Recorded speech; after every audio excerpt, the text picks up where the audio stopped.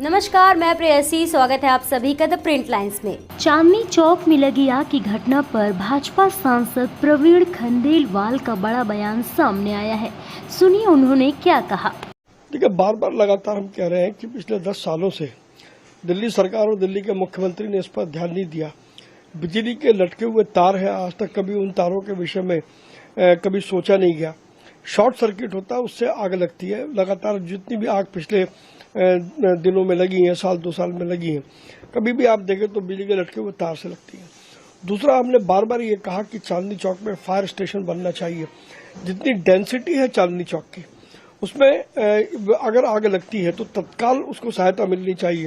वो आज तक केजरीवाल जी उस प्रपोजल को लेकर के बैठे हुए हैं, कोई निर्णय उन्होंने उसमें नहीं लिया है।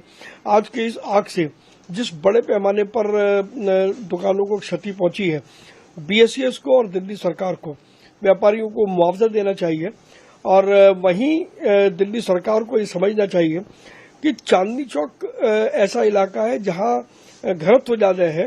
वहां अगर आग की तकलीफ आती है तो उसके तुरंत उससे निपटने का उपाय क्या है। दूसरी तरफ, जैसा मुझे बताया गया कि जो चांदनी चौक के डेवलपमेंट से जो वाटर हाइड्रेंट थे, आज भी उनके अंदर पानी नहीं था। तो कहीं ना कहीं इस बात को हमें समझना होगा। मैंने अभी लगातार दिल्ली फायर सर्विस से बात करी है, मैंने दिल्ली पुलिस से बात करी है, और सब लोग पूरी ताकत से इन चीजों को बचाने में लगे हुए हैं। लेकिन ना दिल्ली का कोई मंत्री वहां तक अभी बात करी है, ना कोई वहां पर पहुंचा है।